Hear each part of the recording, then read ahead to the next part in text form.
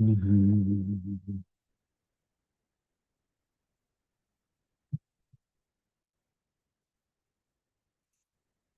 Family all good? Yeah, yeah, I just got back from Idaho. Oh, really? Yeah, I spent the last 4 days there. A little camping trip or something? No, my grandparents own a farm there. Okay, very nice. It's a family reunion weekend, so Nice. Very nice. days off from work, Sweet. jumped in the Jeep and Hey, that sounds like a plan. yeah. It's always good to get together with family. Oh yeah, it's fun. Good.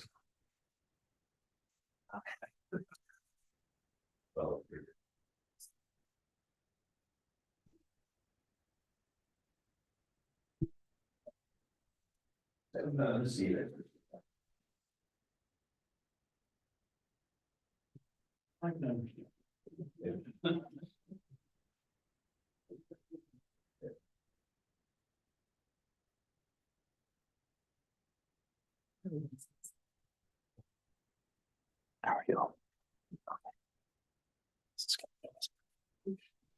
Yeah. We're doing this. Okay. Sarah, good.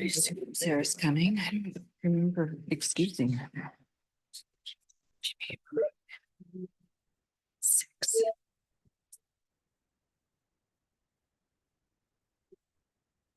It's good time.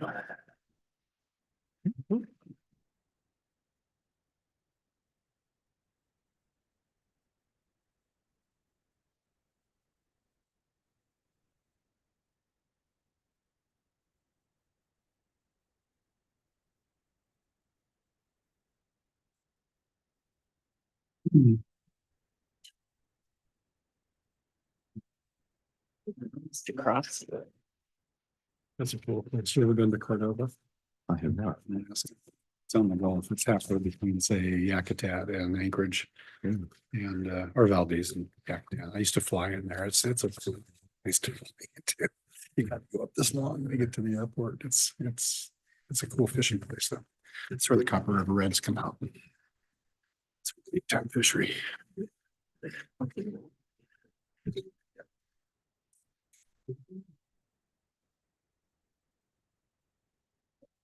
Hey, Sarah. Hey, sir. How you doing? Thank you, sir.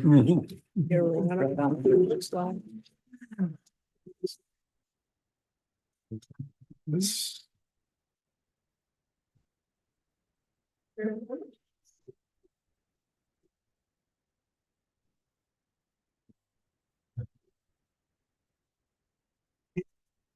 Today, huh? Good evening. We're going to begin with a study session.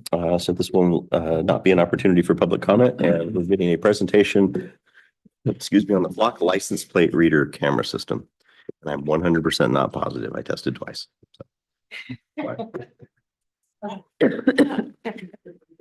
Yeah. Well, I will just start this off very briefly. The Flock camera system, we actually have some folks from Flock here tonight, and we have Captain Weed and Chief Wade to talk a little bit about the camera system. It's something they've been looking at for a period of time, and I think they have some case studies and some information that's a little compelling about the value in crime and crime reduction, and also impacts to solving some of the issues using these Flock camera systems. So take it away, Captain. Good evening, everyone. My name is Jim Weed. I've been with the police department for a number of years now, and recently, at the chief's discretion or direction, rather, we started. Can't hear him very well. Cannot hear. Is it not working?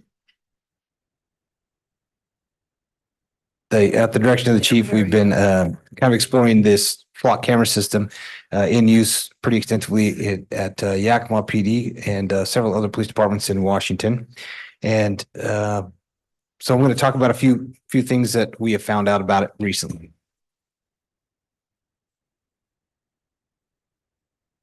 What the system is essentially is a connected network of license plate reading cameras supported by a software system that allows automated alerts for vehicles of interest in criminal incidents.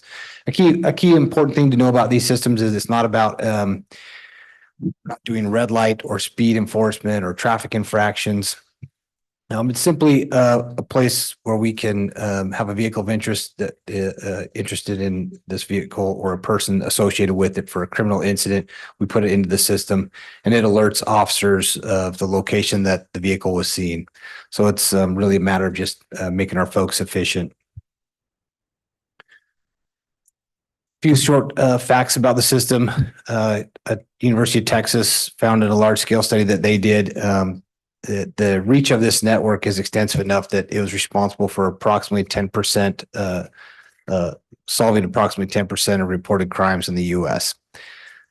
Locally, in the San Marino, California, they found this. Incidentally, this system initially was rolled out in I think it was Vallejo, California, but associated with an 80% reduction in residential burglaries in their area, which we all know is a pretty rough crime for folks to be involved in. It's makes people really feel violated after their home's been burglarized. Yakima's had the system for a number of years. In year one, they recovered approximately 596 stolen cars in their jurisdiction, arrested 133 wanted individuals, and interestingly recovered 33 missing persons. And what that could be is someone who's in crisis, who we have concern about their mental health status, and we need to locate them to get them into some, provide some services. It could be a silver alert, an amber alert, any of those types of things will be triggered by this system and vector officers to the last location. We have had our partners in Yakima have been very gracious, sharing their experience and network with us. Recently, on July 4th, we had an incident over on West Ellensburg or West University Way, where a dispute broke out at a gas station. A subject fired 3 rounds at another person. Gas pumps were all full at the location. It was a very dangerous incident, and then fled the area. The officers were pretty quickly able to get a license plate from the offender vehicle, put it into we called Yakima, some partners down there, and asked them if they would submit it into the Flock system, which they did. And about 3 hours later, essentially drive time from Ellensburg, the camera hit off a Kennewick Flock camera. And by the next morning, we were able to get our folks down there. The Kennewick officers were able to locate the vehicle again, take that person into custody. They recovered the individual under probable cause arrest and also the evidence, the firearms, and some other ancillary crimes as well. So that was a pretty hallmark incident for us, within 3 hours time to be able to have a location for that vehicle. Those are important crimes for us to get solved pretty quickly. We need to have that person in custody. It's a dangerous situation for that type of an incident. I guess it's important to know that we have had similar types of cameras that have been installed in the city for many years, and we have used those to good effect in other crimes around the city. We had a homicide several years ago, which occurred here, and we got some pretty important evidence off of those traffic cameras at that time. They're rudimentary. They're not license plate reading. They don't vector officers. They don't make alerts, but they do allow us to, that we were able to review footage. It's a very laborious process to do it that way, but it's sort of an advancement of the technology to bring us today to the LPR technology. I found that kind of doing research for these cameras, a Wisconsin agency had used these to locate a kidnapping suspect, which would be a pretty, if you were to recover one child on a kidnapping incident, that would essentially be worth every single dollar for sure. As I said, we've been talking with Flock representatives to establish locations around the city, be pretty strategic with the locations where we would put these cameras up, largely provide alerts to our officers for vehicles entering the city. So points of entry, the south end, west end, that type of thing. That would provide alerts to our folks on vehicles that are entered in the system that are coming into the city. So we would have some sort of pre-notification that someone was entering the city that had alerts for other criminal incidents or that we had entered into our own system, giving us sort of an early warning, I guess, if you will. It would also, in our other incident, have probably given us notification. We're able to query the system, later. If we were to enter a vehicle, the flock system would know that that vehicle had passed through. And so in our incident that we had on University Way, we would have probably gotten an alert as soon as we entered it into our system that it had left town on the freeway. Can I answer any questions so far for anybody? Sir? Yes, sir. The only question I have is, you kind of mentioned this, that officers have to enter in information on the license plate into the flock system. Is it connected to kind of a national database? Essentially, if somebody's Right. from Ohio commits a crime and is going to the state of Washington, comes to our area, will it automatically ding? Yes, sir. Okay. There's a data sharing agreement in place with Flock. And so if you agree to share your agency information with Flock, then that makes your information searchable by other agencies. So if Ohio had a data sharing agreement with Flock, anything they entered would indicate with us. If we had the same data sharing agreement, we have access to their database essentially. Thank you, Captain Weed. It was more of a question of, is it automated? Yes, sir. Yeah, perfect. Thank you. Quick question. Who owns the data? Is it Ellensburg? Yes, sir. Okay, That's ours. It's not searchable by Flock. okay. So one more. So you said 80% residential burglaries. Reduction in burglaries Reduction in that jurisdiction. So given that you have to enter a license plate first, how did that work? Yeah, my assumption was that was an over a period of time because if they're able to search for vehicles in a neighborhood, essentially a vehicle would be seen in a neighborhood, they search it, they make an arrest on that. Clearance rate has a lot to do with, crime prevention, essentially. So by clearing more residential burglaries, they're able to drive those numbers down. A lot of residential burglary type crimes, like other things, tend to be a confined group of folks, right? So if we have good effect on the top 10% of folks that are doing residential burglaries, we're able to take enforcement action on those people. That is going to drive numbers down. Captain Weed, how long is a typical service agreement for the flock system? Is that done on an annual basis or is there a? Yes, sir.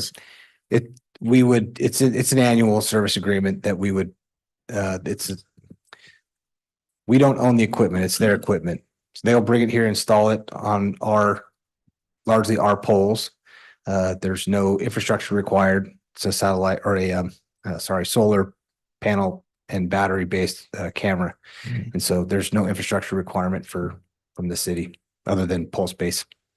And then as far as I'm assuming required technological updates, software updates, is that something that's kind of automated with the service agreement? That's on Flock to handle all that. Yes, sir. Right. How long has Flock been established? I guess either regionally or nationwide, or how long has it been around? I don't specifically know that. I would be a question out vector to Kristen, if it was appropriate to bring her at this point. You want to unshare your screen? Maybe we're not sharing it. Oh, we are. With the red button. Good evening, everyone. Can you hear me okay? Yes. Okay. Hi, my name is Kristen McLeod. Thank you, Captain, for that introduction. And I am a community engagement manager with Flock Safety. And happy to be here to answer questions in regards to how long Flock has been around. So the company was actually founded in 2017, and we are now working in its well over 3,000 communities nationwide. I actually think that number is a little bit larger, but I don't want to give any misinformation. So, but we work nationally in thousands of communities. And I'm happy to share my screen and walk through some general information to add to and complement what Captain's already shared, if that's okay. Sure. And I guess just for sort of public knowledge too, the cameras look at the rear license plate. They don't look at faces, correct? Correct. Exactly. So just another clarification, it looked in your materials like there was more than one system, and we're just interested in the license plate reader, not the sound or video. Yes, ma'am. The Falcon is that's correct, Kristen, right? The Falcon is the system that we're, Yes. which is just a Yes. mounted LPR. Yes. Just to be clear. Yes. When we don't have one of our beautiful clear days of sunshine and I see this solar powered, I'm assuming it has battery backup. That is correct. Yes, all of the cameras are equipped with a backup battery, and typically it only takes about 4 hours of sun to power the cameras throughout the day and recharge. So we haven't had any issues operating in the state of Washington with the cameras that are up across the state. Even during winter. Correct. Right.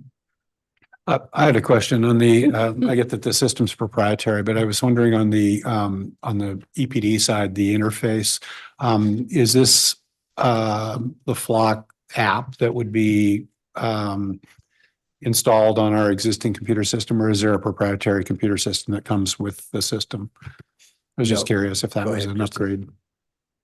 Yep. upgrade. So it's all web-based. So EPD, we really designed the system for it to be plug and play for our customers. They will be able to, depending on how the department would like to access it, it can be available to patrol officers on their mobile terminal and their patrol vehicles. We have an app that can be utilized on department cell phones. Okay, yeah, that's what I was thinking it would be. Thank you. Thank you. I see that the typical retention is 30 days on a rolling basis. Is that what is proposed for Ellensburg, or is there a different retention period?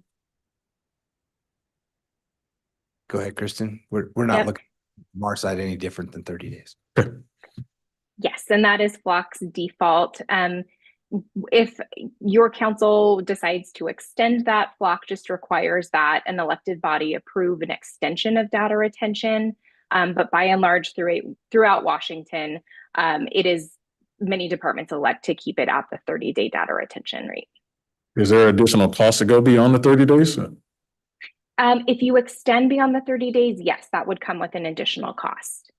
I had a question on the data, the ownership of the data, which is probably just more like sharing of the data. So I get the idea, but hypothetically, if there was a license plate that was hit here in Ellensburg that came from, I don't know, Tallahassee, Florida, and there was an Amber Alert or something like that, that data would be shared within the system, right? That goes out to the partner agencies so they can benefit from knowing what we know. Is that how that works?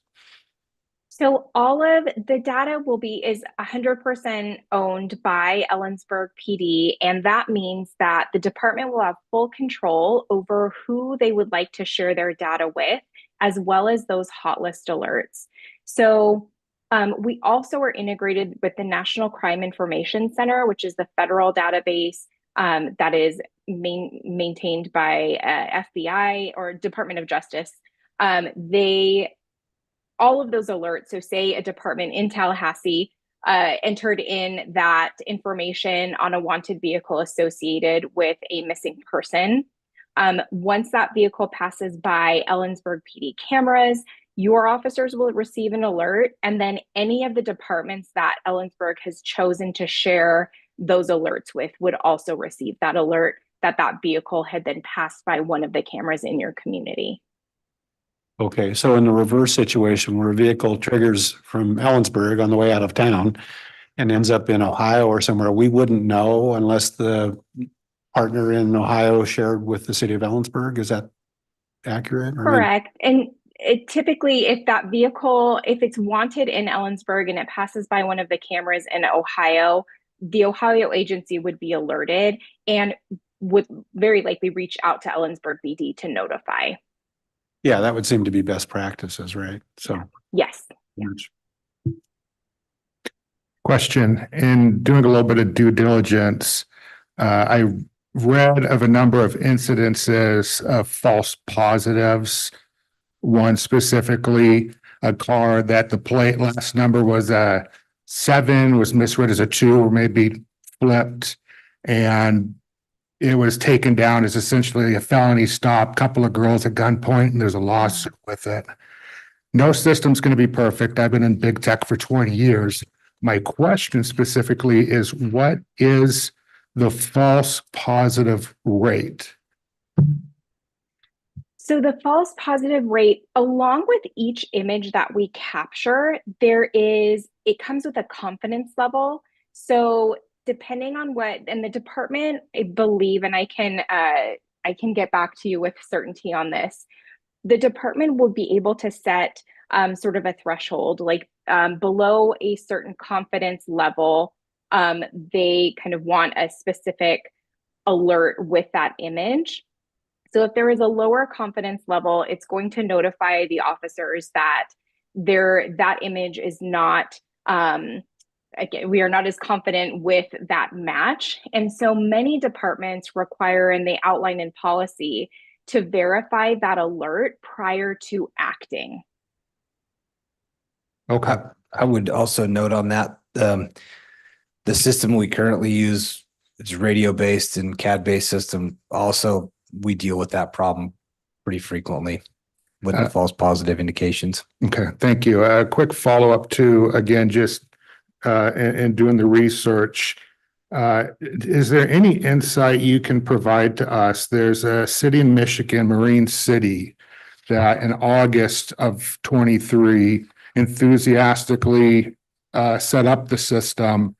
And by October, the chief who was for it took the whole system down because they dealt with a false positive rate. The quote itself was, "We're getting as many false positives as good hits," is what the chief said in that city. Could you give us any insight? And is it isolated? Are there other cities that have dealt with that? I'm actually not familiar with that instance in Michigan. I can certainly look into that and pass along whatever information I can find out and share that with Captain so he can share that with you all. I do know that once our cameras go up in communities, we really encourage there to be transparency and to share information with communities, especially regarding our safeguards around privacy and data security. And there have been instances when a community has implemented the camera program. We are not involved. We have not shared information or educated the community at public meetings. And so there is concern, rightly so, from the community. And so oftentimes we've seen it in communities that haven't done public meetings and haven't educated their community on it. And there just are concerns around data security and privacy. And then cities decide to not go forward with implementing the ALPR camera. Could you, just as a follow-up, could you please follow up on it? It's Marine City, Michigan.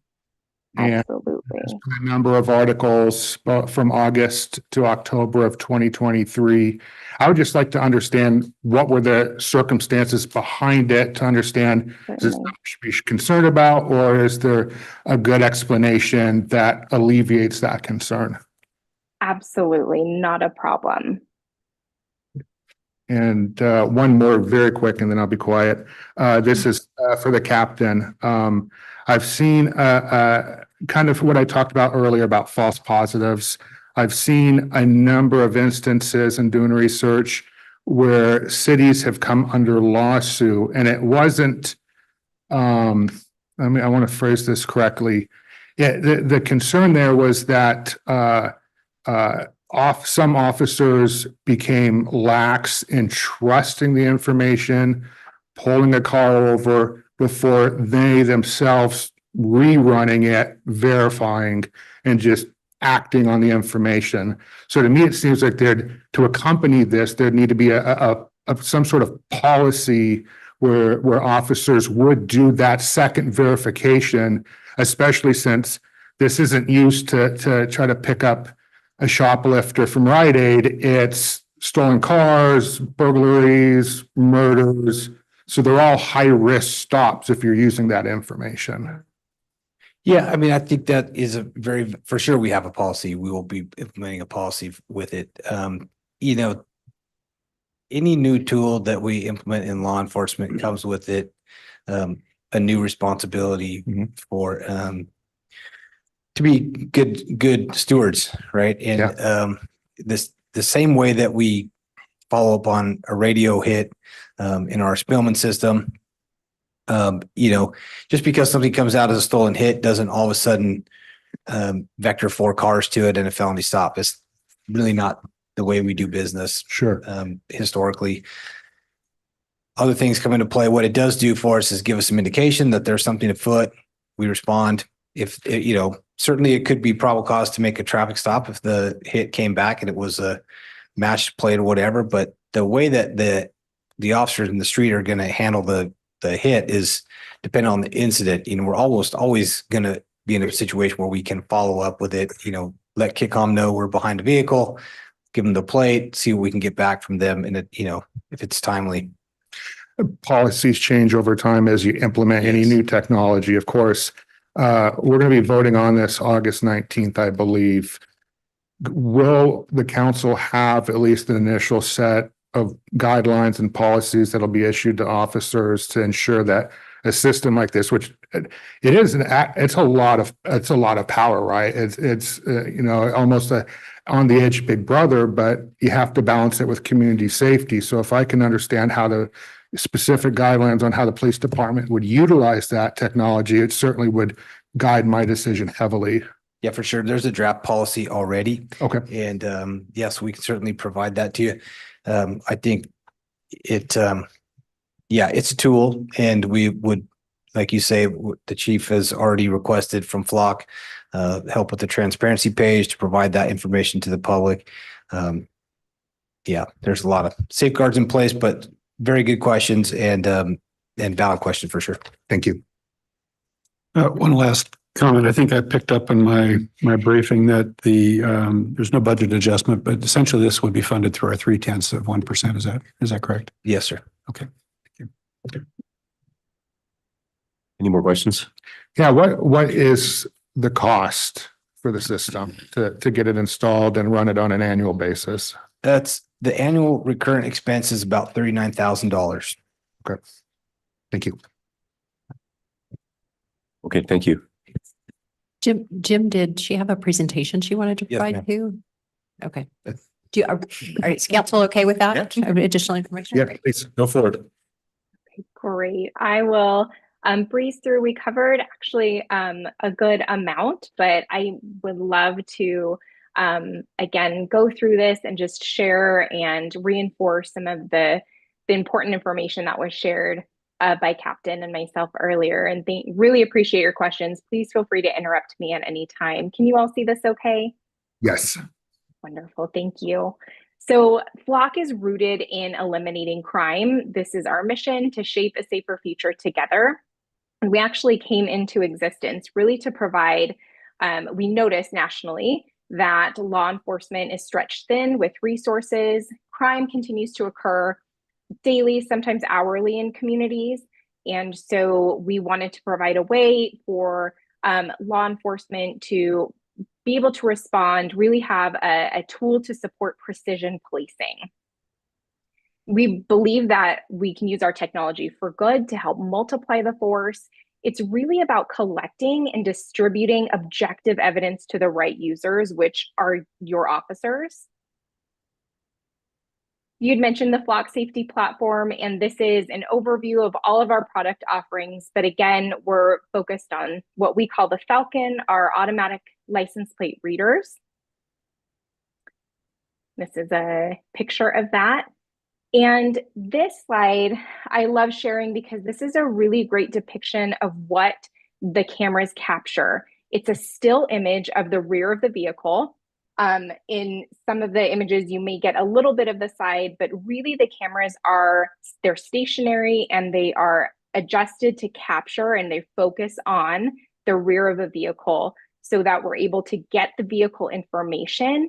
And then our machine learning is able to digest that information, organize it into a searchable database. And we're also integrated, as mentioned earlier, with NCIC and also National Center for Missing Exploited Children, or those AMBER alerts, as well as custom hot lists. So your officers are able, as we mentioned a little bit earlier, able to receive alerts when wanted vehicles pass by one of the cameras in your community. And then we utilize what we call our vehicle fingerprint technology. So in the event a crime occurs, and this happens often, a witness isn't able to really drill down and get an entire vehicle plate and provide that to authorities. Our system is able to take vehicle attributes such as make, model, color, any special features like a bike rack, and officers can note that in the system, and the system is able to help identify vehicles that match those description, even without a full license plate or a license plate at all. So this is, as Captain mentioned right off the bat, it's focused on eliminating crime and providing information regarding wanted vehicles to officers. There is no facial recognition at all in our technology, and there is no collection of biometric or any sensitive information within our system. As Captain mentioned, this is not utilized for tracking speed or parking violations. And the 30-day data retention, I'll get into a little bit more in just a moment. So we're providing those real-time alerts as wanted vehicles pass by cameras in your community. We're providing an investigative tool so that officers can look back and find, as part of a criminal investigation, vehicles associated with that crime. And flock cameras also serve as a deterrent. So when our cameras are up in your community, oftentimes word spreads fast in circles of folks that are intent on committing crime in your community. And the cameras and the tool and the evidence that it provides officers make it a lot riskier to commit crimes in your community. We believe very much in being a trusted partner. And so we have built in privacy and accountability safeguards into the system. That footage, as you now know, is 100% owned by the agency, that city, and will never be sold to any private third parties by Flock.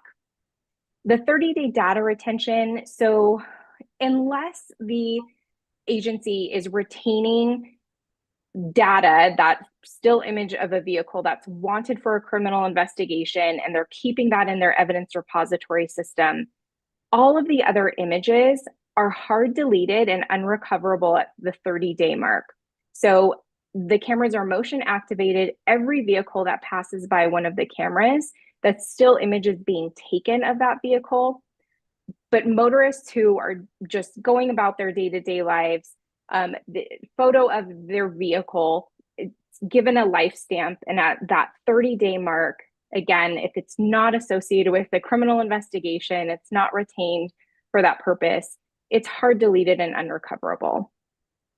All of our data is securely stored in the Amazon Web Services government cloud and is encrypted end-to-end, so that top-notch data security. And then accountability mechanisms.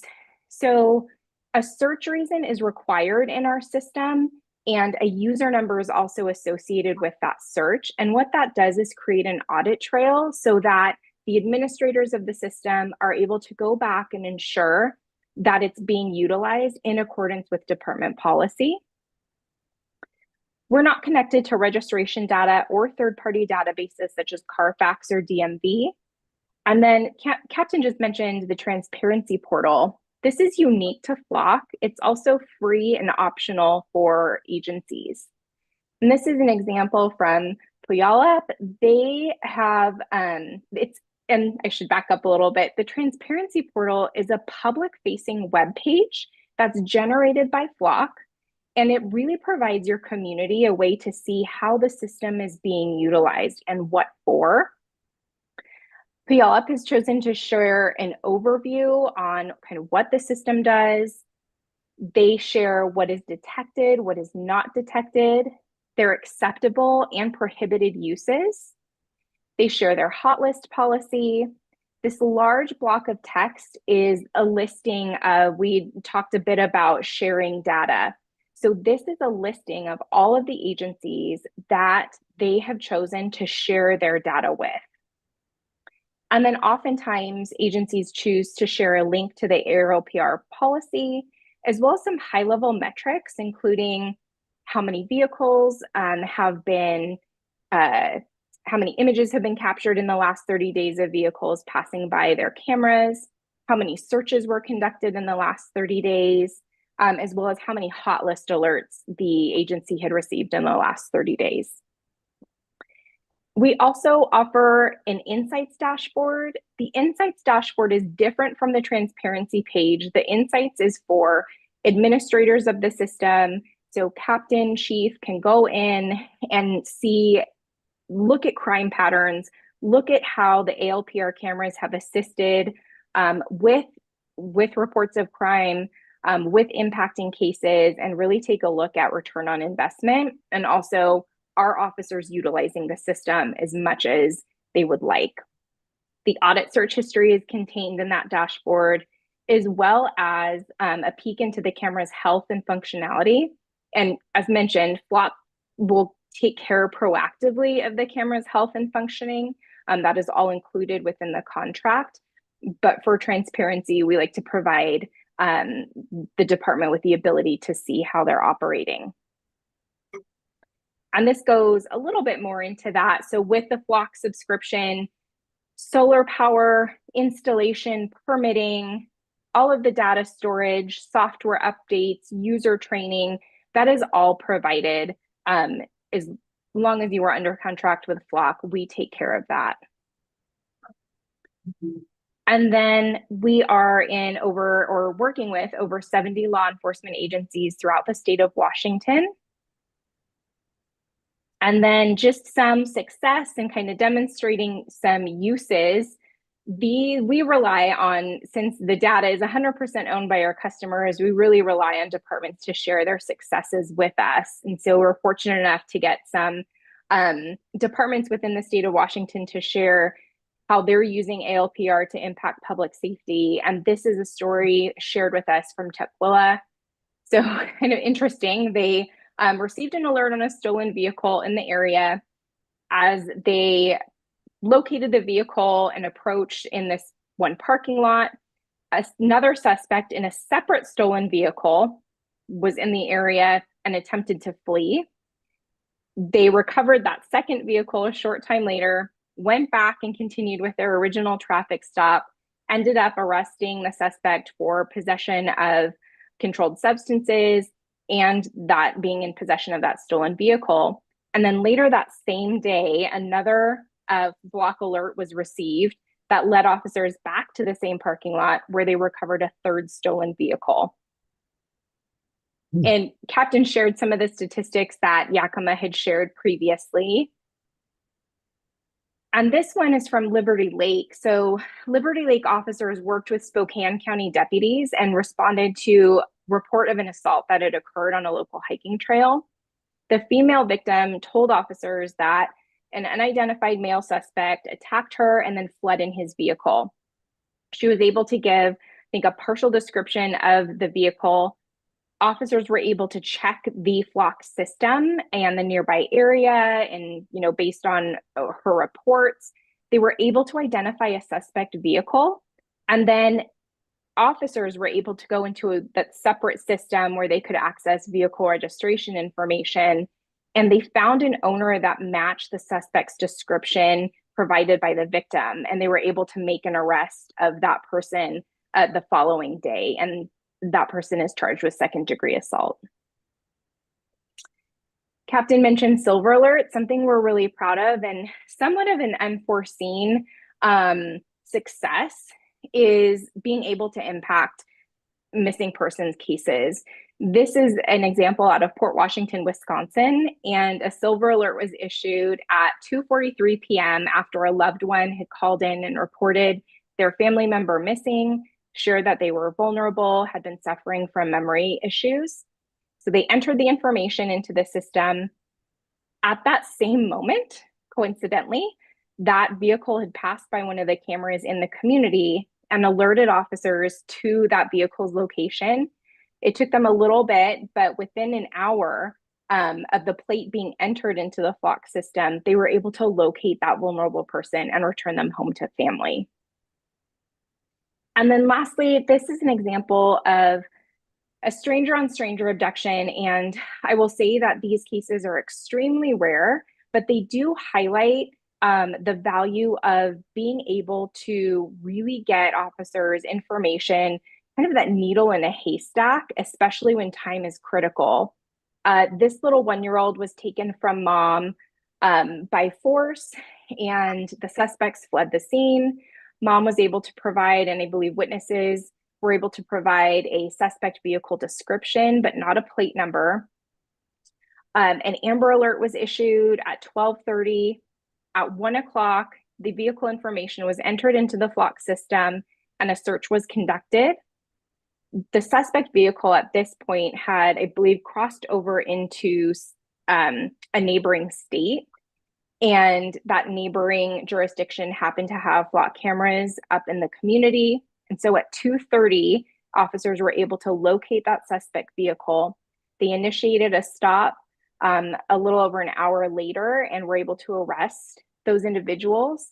And within 5.5 hours of that Amber Alert being issued, they were able to return that baby safely home to mom.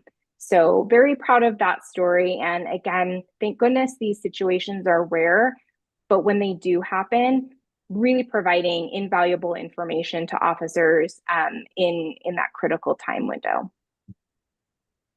And I will stop there and pass it back to Captain or Chief if they have anything to add, or I'm happy to answer any other questions that have come up. Question. Okay.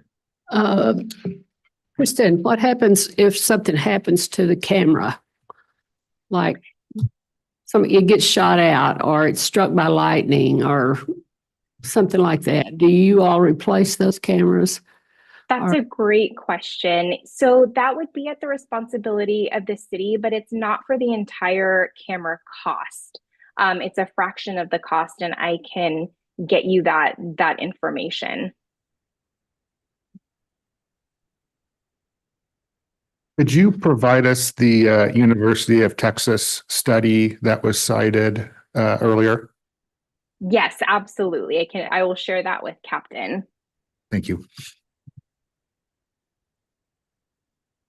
Oh, Captain Weed, you mentioned earlier in the last several years that you've been able to partner with Yakima PD because they've been operating the Flock system. It's been of help to us. Would you expect or anticipate that if the system is brought on board in Ellensburg, that other agencies in Kittitas County, whether it's county sheriff or other local police departments, will kind of do the same thing that we've been doing and turn to us or turn to you and use this as sort of a portal? I think the other agencies that we've had conversations with are interested in implementing their own systems. I see. Okay. The sheriff department and another city or two have talked about trying to do the same thing. So we anticipate that probably there'll be some follow-on installations. Yeah, I would assume the resources are not available in every community, but I Right. think it certainly is an opportunity. So, okay, thank you. I do have a quick question. Is there alternate Flock programs or software? Do you have a competitor out there that Flock does not talk to as far as other agencies? So as far as, and let me make sure I understand your question, other ALPR vendors that don't integrate with the Flock network? Correct. So the concern here is that if we were to implement it and all the surrounding agencies around us did not implement it and they use something else, is there a swapping of information that is helpful for our police force versus not? So we do not integrate with other ALPR platforms. okay. So one point on that though would be that the large amount of queries that are going to occur that create alerts will probably be NCIC entered vehicles. So a stolen car that would be entered into NCIC would still, no matter who entered that car, even if they didn't work with Flock, would still indicate for our folks. Okay. And I do have to follow up on council member's question regarding replacement of equipment. So if a camera, as a result of vandalism, theft, or damage needed to be replaced, that cost and the breakdown of Captain mentioned the recurring annual cost. It's about $3,000 per camera per year. And there are one-time installation fees, and that varies depending on whether or not we're installing on existing infrastructure or we have to install a Flock pole to put the camera on. And so the camera replacement is $800 and the Flock pole replacement, if that is damaged, is $500. What's the average time, shelf life of one of those cameras? That's a great question. I don't know the shelf life, but as long as you're under contract with Flock, we will make sure that the hardware is operating and functioning. And if that needs to be upgraded, we take care of that.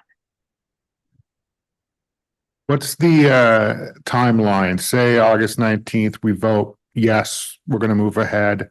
What's the timeline for Flock to get to Allensburg and to install the 13 cameras?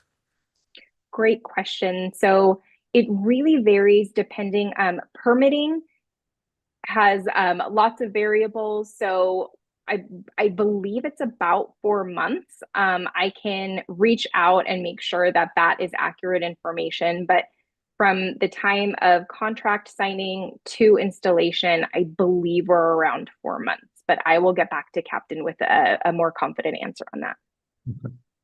One last question on the cost of the $39,000 annual. I don't know if it's a subscription cost or we'll call it that. That gets us all the equipment in year one. Is year two the cost the same? Well, year one actually is, I think, if I recall my numbers correctly, is Because of the 41,500 equipment? installation. Okay. Yeah.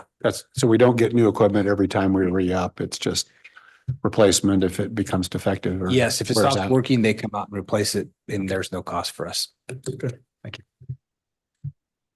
I've got a question for you, Captain. Once, say we vote for it and it's out in the wild, would EPD, let's say, I don't want to create a bunch of paperwork, but I think it's also something that needs to be watched and just so that we can understand it, we can answer community questions that are going to be asked. Would EPD commit, say, initially on a monthly basis to let us know, tell us, is it effective? Is it helping? But also say the negatives, false positives, here are things we're working through so that we have a very clear picture of how it's going. Yeah, for sure. Yeah. Okay. Thank you.